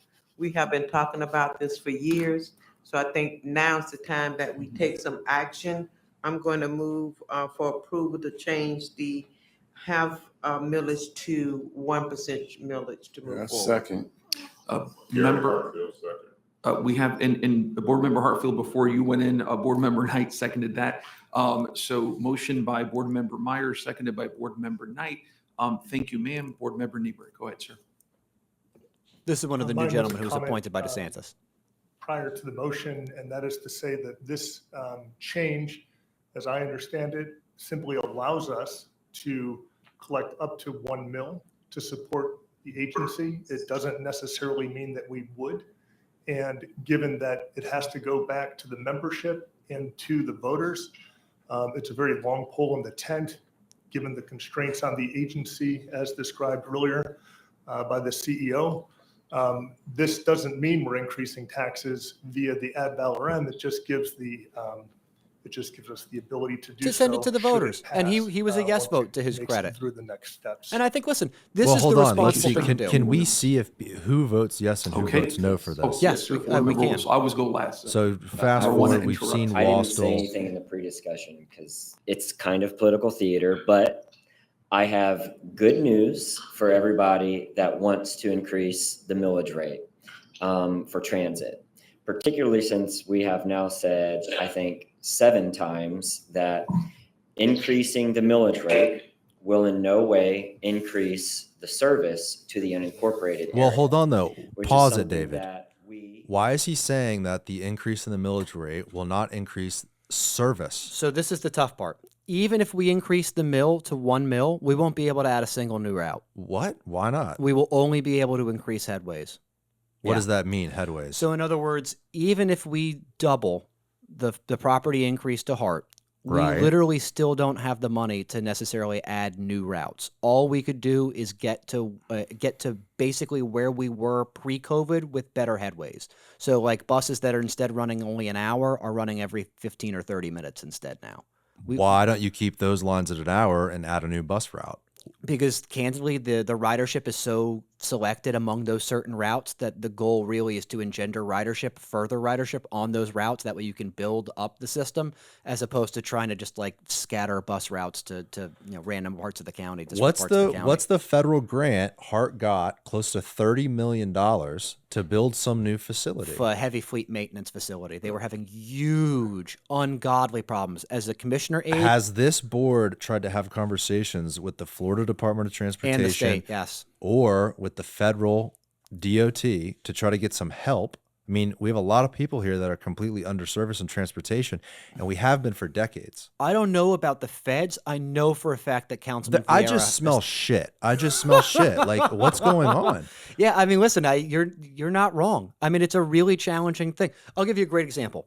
Councilman Schisler in the April HART meeting talked about how much buses used to cost. I think buses used to cost like $330,000 for a new bus. You know how much that new bus costs now? No. $800,000. Wow. The $330,000 new bus is now $800,000. So it's just ungodly expensive for these services, and the doubling the tax would only increase services than we already have. So to Wastel's point, we're not adding any new Unfortunately, routes. no. But it's like, what do we do? Do nothing? I mean, is And listen, and that's precisely, I think, part of the argument is you can't say, okay, we're adding the property mill, we're only going to increase routes. That's not meaningful. Tell that to the people who utilize that route, who need it to get around, whether they have a disability or they utilize it for work or just to get to where they want to go for, play or for fun. It means something to them. And like, we're not going to be able to develop, I think, functional, modern, reliable public transit in the county until we engender ridership. How do you engender ridership? By getting reliable routes. This is such a toughie. This is Listen, really we're tough. all in the end, right? Our society cannot endure unless we believe in the idea of self-sacrifice for others. I'm going to have to give up a little bit of what I make in knowing that other people are going to benefit. As Hoyt said when he was sitting in this chair, every single person who drives a car should be supportive of public transit because it's one less person you must sit through in traffic. Whether you Is this utilize the transit right or way to not. do it though? What does HART spend annually? Over $100 million. 192 million, I believe, is their annual budget.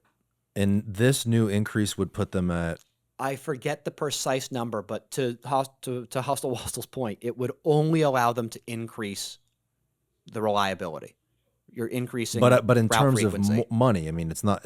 Would it be just double the money? Now they have No, 200 million. I don't think it's double the money. I forget the precise amount. But call it a significant amount of money to get things done, including potentially. I mean, why is HART thought of as just a bus system? Like, why don't they think of HART as the absolute transit authority for this entire county? Why is the trolley extension not a part of that? The trolley money? is part of HART. I think HART operates the streetcar, if I'm not mistaken.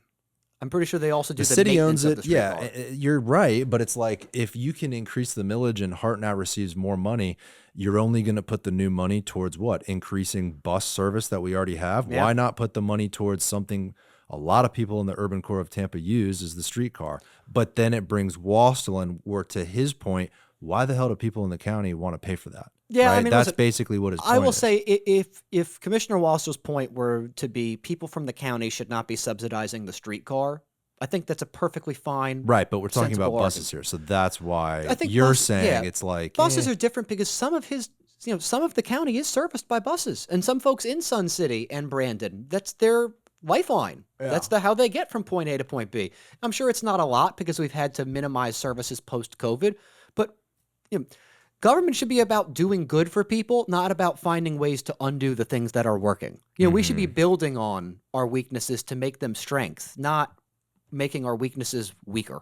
And I think pulling the county out of HART or tinkering with HART in a way that further infringes upon that agency's ability to do its job right is not in the citizens of this county's interest. Well, it's also like, earlier I said I smell shit, but it's like, dude, if they had gotten that all for transportation money, I mean, would that really have solved the problem? It just seems like it's no, but it would have done a big difference. Big difference. Oh man, there's a reason why, as you remember when we talked about the 2019 race, there was so much of an emphasis on the powers of what all for transportation was going to allow us to do as a city and as Right. a county. Yeah, a lot. I mean, just because it was such a huge increase. yeah, I mean, think about it. We collected, I think it was like 560 million. Yeah. I mean, like, again, 1 million miles of sidewalk. It's just like, it's like with the That's Rays 560 saga. It's like with miles of the Rays sidewalk. saga where, the fingers pointed to these local municipalities and, oh, Mayor Ken Welch. And, well, no, Pinellas County, this and that. Oh, the hurricane, blah, blah. Now the finger's all on the owner, right? It almost seems like the same thing in transportation, where to me, like, HART is the one that really should try to unwind and take a step back. And The organization of HART is a problem, but I'll also say it's 20, 30 years of underinvesting in public transit and 20, 30 years of Hillsborough County finding ways to snatch defeat from the jaws of victory. So it's not that HART itself is the problem. It's that it has been underfunded for so long. The level of service is so low that, of course, it's in shambles. Of course, it's the way it is because of the history of funding the organization. I think one great example is, think about it. Like, for HART to be able to, if we wanted to poach high-level executives who are experts in transit across the world or country, kind of hard to do that with a limited budget. You want to bring in visionary leadership that's right. going to change the organization's culture from top to bottom. You got to pay for expertise. And when HART has a cash-strapped budget, it's very difficult for them to bring in that expertise. And again, it doesn't help that they've gone through it went from Egan to Limmer to a woman whose name I'm forgetting, her to LeGrand to Drainville. That's I think all since 2017. Sheesh. 8 years, 5 CEOs. So where are we at now? They've voted for the increase. They voted for the increase. Next spring, it'll go to the county commission. I assume anybody who cares about transit will be lobbying their county commissioners to try to advocate for this funding. This is not the only bite at the apple. We could potentially still be discussing perhaps a sales tax increase on a county level. This is just a discussion about the possibility of property taxes being used towards transportation. Personally, we probably could use a combination of sales and property taxes to go against this issue, but that sort of is what it is. But I'll say this sort of brings us to our last sort of topic, the transportation department within the city. We've been talking about transit in the county, and now we're going to sort of talk about the city issues. Can we pull up the article about Vic Bidet's resignation? So in the middle of so many infrastructure projects in South Howard and all this, right, South Howard, the stormwater, circling all the way around. Our this. director of mobility has resigned. Yeah. From what I've seen from watching city council meetings, that other guy's pretty dialed in. But it also, man, it certainly doesn't help have this resignation. So I wanted to pull up. I'm going to pull up the list for the record. You got props. You brought props. I did. I'm like Carrot Top. So Vic Bidet will step down as the City of Tampa's mobility director, with his last day in office being June 6th, which is a day after the South Howard meeting. So he'll show up and be like, boom, boom, boom, peace, I'm out. What does it say, David? Scroll up. Uh-oh, did you hit a paywall? What are you on, Business Journal? Tampa Mobility Director, let me read that headline. Tampa Mobility Director, not that one, where were you? Tampa Mobility Director resigns. So many paywalls.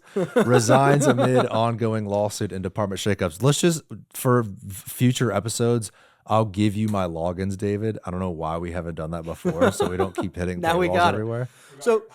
So just for the record, so these are all the resignations within City of Tampa senior staff since the re-election of Mayor Castor in May of 2023. So not since 19, since 23. So in the last 2 years. Number 1, Alana Brazier, Chief Transportation Planner.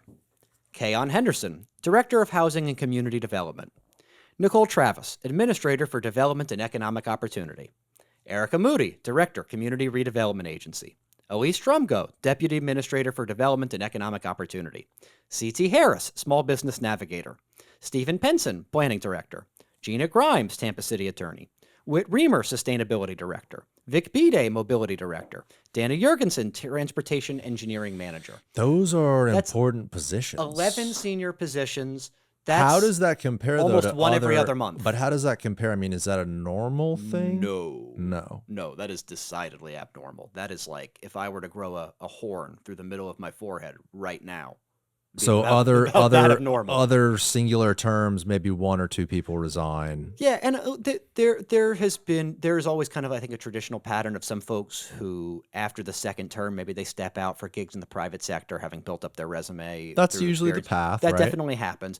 But I'll say, by the same measure, that number, it's an anomaly. It's an exodus. It's a movement of people.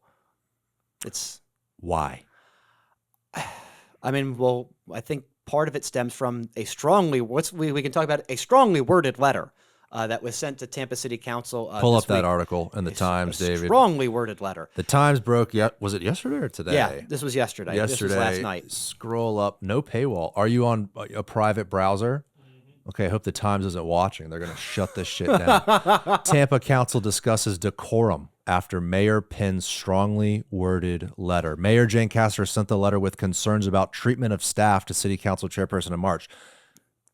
What you just said about all those resignations, the video we watched where Carlson is basically grilling our former director of mobility, I guess still technically he's in there. Is Mayor Castor saying it's council's fault the way they've treated staff is the reason why they're resigning? Is that kind of a roundabout I think thing? 100% that is what the spin of the administration has been. Through their communications chair, Adam Smith, and through the mayor's office, yes. 100% the spin has been that these resignations are in direct relationship to council being tough on staff. What is council member Lynn Hertek saying? Why are we here? What is this meeting? So there's a letter. And then there was a private meeting between council members that a transcript will be released. It was not filmed, but it was a private meeting held in the sister city's room on the first floor of Tampa City Hall, in which there was a discussion between council members and staff about this perceived issue with decorum between council and staff. And I will tell you I was told it was a gigantic, meaningless waste of everybody's time. Well, it says it's old news that the staff in the Tampa Mayor Jane Castor's office and city council members clash, but strong disagreements have caused the mayor to make a personal appeal for greater decorum. Castor sent a letter to city council chairperson Guido Maniscalco in March with concerns regarding respect for city staff and their time. The council met Thursday to discuss her request, and members weren't shy with their response. So is like the Times in the room, or they I think the Times was invited in the room. And you can see very specifically that the quotes that they use, if you scroll down, Adam Smith decides to fire so both let's barrels continue at on this article here. So even the tone and texture, especially coming from a black woman, it may sound like it's angry. It's not angry. It's just pointed. It's direct, and it's assertive. Gwendolyn Henderson said, she's a council member, I'm not going to conform just to make sure that I'm following within a rule of what somebody else may believe is good decorum. I mean, to her point, isn't it council's job to have a strict high standard for her constituency 100%. to call bullshit, to call an issue, to have a problem when there's a problem? Doesn't she have the right as a council person 100%. to And do here's that? what I'm going to say. I've been a public employee on and off my entire career. I've been a City of Tampa employee. I've been a Hillsborough County employee. Public employees traditionally are not highly well compensated. You want to make good money, go work in the private sector. But City of Tampa employees are pretty well paid. And there should be a standard expectation for professionalism. And City Council has a right to expect, if not demand, a high level of professionalism from city staff. And frankly, if the administration takes umbrage with City Council being tough on their staff, tough. This is your job. Right. Public service means being a public servant. And sometimes that means eating a bowl of shit. So here's where the pepper enters the punch bowl. It says, Ooh, I like that. during the meeting Thursday, Bill Carlson, who has been critical of Castor's administration.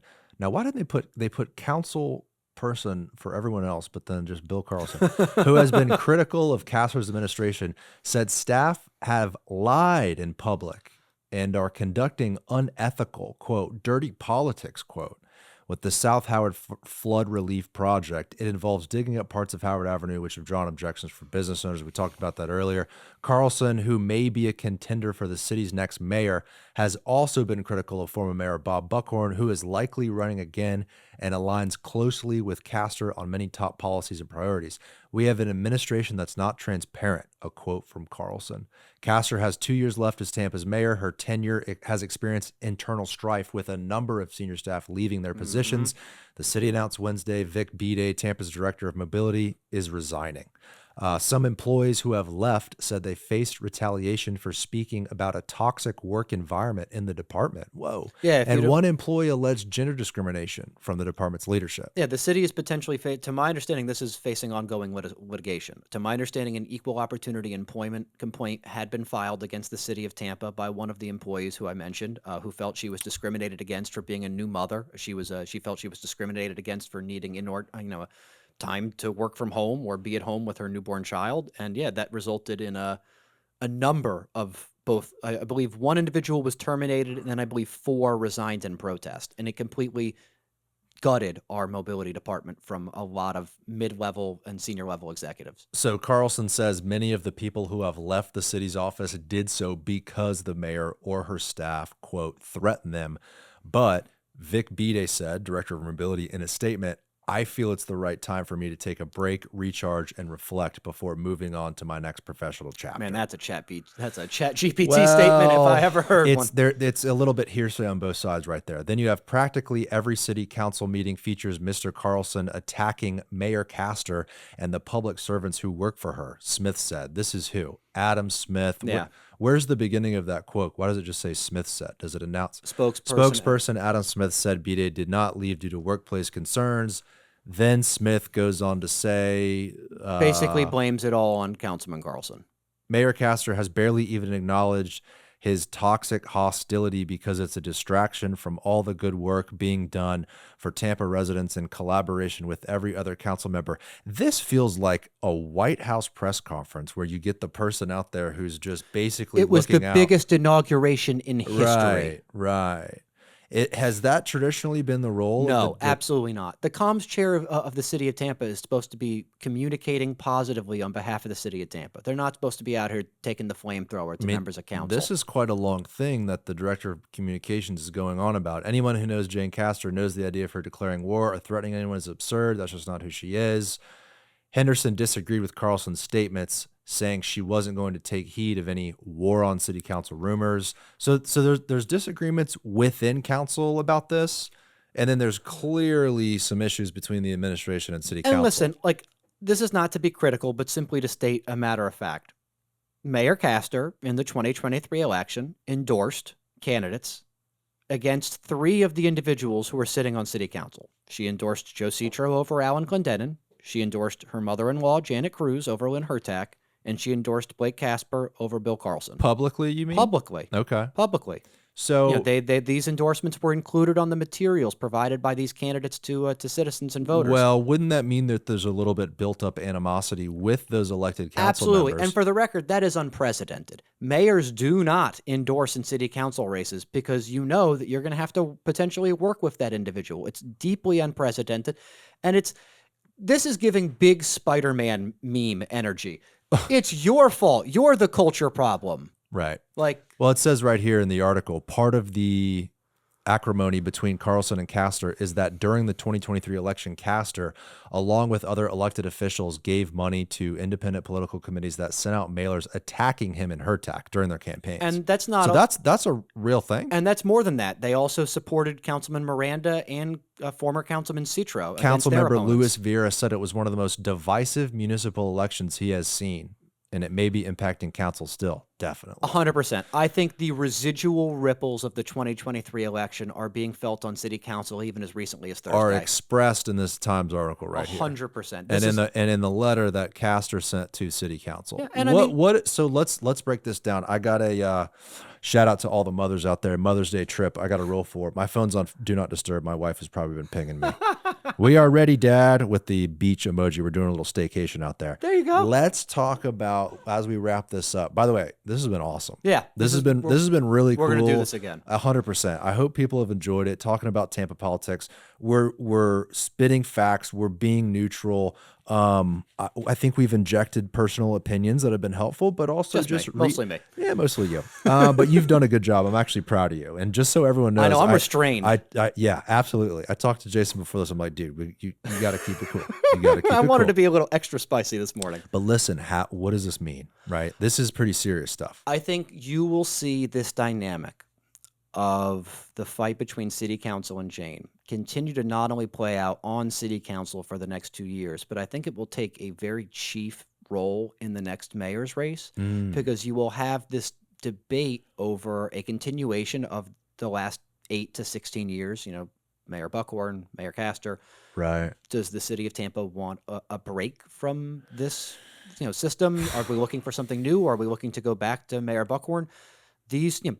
One might infer from the 23 election that Mayor Castor put a lot of chips in to defeat Councilman Carlson and Councilwoman Hertak. Blake Casper and Janet Cruz lost those races by 19 points. She didn't just lose, she got shellacked. She got taken out back behind the woodshed and beaten like a ginger stepchild. Like, you like that one? There you go. Don't laugh, David. There are ginger stepchildren out there that feel terrible that you laughed at their suffering. I just hate to see the animosity in city government. It serves us no purpose. No, they're there to solve problems. As a member of the public, it alarms me, and I don't like to see it. But what's the recourse? I mean, this is going to be eating up. I think the South Howard project. This is going to come up again. It's going to come up on issues that the administration, the policies that they want to move forward. Council's not going to be happy to work with them. It's not going to help the people of the city. I mean, to be candid with you, I'm not fully sure how Mayor Castor could get any major initiative through this current city council. At this point. Let me ask you this, If she were to come around tomorrow, right, and say, we desperately need a millage increase for transportation. Let's say she were to come out tomorrow and advocate for Wassel's position. I don't know that she could carry it. I think council might be supportive of it because it's the right idea. You've been in Tampa politics for a little bit. How bad is it? I mean, are we at like the worst point we've been in a long time? in terms of the animosity between council and the administration? My history with Tampa is limited compared to so many others who know the city far better than I ever will. I don't want to act like I have some kind of never-ending prescient knowledge about the city. I will say certainly in my time in the city of Tampa, this is keep in mind. Well, Luis Vieira has a quote in the article about this. And there was a time, don't forget, after 2020, when you had the issues with Councilman Dingfelder and Councilman Goods, where Councilman Dingfelder ultimately had to resign. Councilman Goods had the scandals and accusations, hounding him.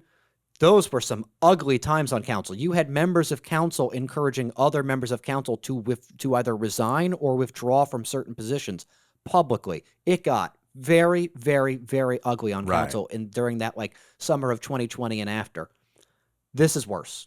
I think this is worse because you have a dynamic where, at least in 19, the mayor was new. 20, the mayor was new. And I think she still had momentum to help lead things and force directions. And I think that momentum is gone now. And I think right now you have, if you take the mayor and you take 7 city council, you have 8 different people with 8 different ideas, pulling 8 different ropes in 8 different directions. How does that help me, a member of the public? I think it hurts all of us. I think it hurts all of us that city council, and listen, this is not to disparage city council, nor is it to disparage the mayor, but when people aren't getting along in high elements of government, it does affect everybody. It affects the efficiency. It affects how well things are getting done. And I think injecting drama into places where drama need not be serves literally nobody. It doesn't really seem like this Times article and this kind of letter in the it doesn't seem like this offering of this letter or meeting was an olive branch. It doesn't seem like it was a peacemaking thing. I certainly don't think it shows leadership. I think leadership requires you to dig deep and meet with people, even people with whom you might have disagreements, arguments, maybe even you don't like each other. But occasionally in real life, right, we have to sit in rooms with people we don't like. Happens to me all the time. So I work in politics. I sit in rooms with people I don't like literally all the time. This was a letter that was sent to City Council Chairman Maniscalco. The chair of Tampa City Council. Tampa City Council had a private meeting. Yep. Now, I thought they weren't allowed to have private meetings. So it's the transcript is kept for public record, but the meeting is not recorded. Is that transcript out? We would have to check. If you check City of Tampa's, if we pull up City of Tampa agendas, it might be available. I don't want my wife to get pissed. We could probably sit here all day. Maybe we follow up on that because that's. I'd be interested to know how that conversation went. Don't get in trouble on Mother's Day on my account. I know we're having so much fun though. Yeah, let's pull up that. Let's see if we can pull up the transcript and then we'll close on that. Fine, I'm curious. fair enough. If you go to City of Tampa agendas, there should be a City of Tampa. It would be considered a special session, is how it would be listed. So if you go to City, go to Government, right tab, go to City Council. Meeting agendas right there. Sunshine Law, right? I mean, they've got to put all this. Special call discussion, May 8th, agenda right there. Where? Oh, down. Yep. So they don't have the one below. Minutes, Yeah, right? the special call discussion. So this is the agenda. It means we don't have the transcript up available, but this is the agenda. So if we scroll down. Discussion of decorum and efficiency. Click that link, though. Yeah, let's see what link should take us to a backup, which will probably include the letter itself. Which, bizarrely, again, was only sent to one member of council, which I just fundamentally will admit I do not understand. Huh. If the link's not working, that's interesting. Because that link should, they're kind of required to have that up. I just don't we would simply be speculating, but what would council have to say about a letter like that? I don't understand how that builds any sort of bridges. I mean, would council sit around and go, you know what? She's right. You know what I mean? It's like how I'm just trying to figure out what the. No, I think, listen, I can understand the goal of let's lower the temperature. Let's make sure we're all professionals. I mean, let's the try to letters, keep it she's professional. right. I mean, gosh, absolutely. The public wants the city government to get along and get things done. I just also say, I kind of resent the idea of, you're a public servant. You are paid to work for the city of Tampa. And you have a boss that includes the mayor and city council. They are your bosses. And that means that you should have they have a right to have an expectation of professionalism. That when they ask for you to do something, you do it. Councilwoman Gwen Henderson said that, where it's look, I might come across as abrasive, but I absolutely have the right to call stuff out that I don't like. That's 100%. That's their job. That's what their job is. That's what their constituency wants them to do. When something comes before them that they don't agree with, as a member of council, they should be vocal about it. I mean, 100%. so she's, I 100%. believe she's absolutely right. Wholly agree. I wholly agree. I think as the legislative branch of government, their job is to serve as a check and balance against the executive branch. Right. That doesn't mean they're there to be a rubber stamp. It doesn't also mean that they're there to be obstructionists. They're there to Right. call. True. They're there to call a ball and a strike, as they each see it individually and based upon their constituencies and their districts. The mayor, in my opinion, frankly, has no right to have anything expectation of them outside of civility and professionalism. There's no excuse for berating someone publicly. We all should, strive to a level of courtesy and decency that's beyond that. But that's all I think they're entitled to: professional civility and courtesy. Outside of that, you are not entitled to not be questioned critically or to be taken to task about a failure on an issue. You're not entitled to that. I think you're right about these waves rippling into the next election, right? I mean, 100%. I think that this is, look, I hope things get better. I hope all the kids can play nice together. But at the end of the day, I don't see things getting better. I don't see It's them getting like- better, and I think that you will see this issue of, I don't want to say decorum, but willingness to get things done is going to, I think, be something that people are stressing in 27. Are you capable of getting things done, or do you just talk about it? An election approaching towards the end, it's like everything kind of locks up. Like, who's excited to push forward an initiative when there's an election a few months away? It's like the clock is ticking on that, and I hope it gets better. But with this new news and the resignation and all the other stuff we've talked about today, it's like, ooh, man. I don't know And if it funny does. season is starting in earnest. I mean, we could sort of close on this, but I'll say, man, by like December of this year, spring of next year, people are going to start to be thinking about these races, and people are probably going to be having filed for city council races by this time next year. Folks will have already And filed. they're absolutely going to reference this sort of stuff. They're absolutely Oh, going to man. say, I'm the adult in the room. Like, there's going to be those conversations. This material for sure. will unequivocally be weaponized by both sides. By the both folks who sides, are saying yeah. that these councilmen are juvenile and not getting things done, and there were people saying that the mayor is obstructionist or the mayor is not listening to us. It's going to be a bumpy ride. Make sure you have your seatbelt buckled. We shall see. Jason Marlow, you the man. Thank you for keeping Oh, your man, decorum my today. pleasure. I was very Didn't he restrained. do a good job, David? I was restrained. I didn't say more than 3 negative words about Joshua Wastell, and for me, Well, that's don't an blow achievement. it as we close out here. Listen, thank you, everybody. This was super cool. If you guys like it, please comment and let us know. We hope to make this a regular Yeah. thing. If it's popular, right? If people care, we want you to care. This is important. Local government is so important. That's why we do this. Yep. Jason, you the Oh, man. man, thank you so much. My Thank pleasure. you again. Thank you All for right, having enjoy me. your weekend. Bye, everybody. Bye, everybody.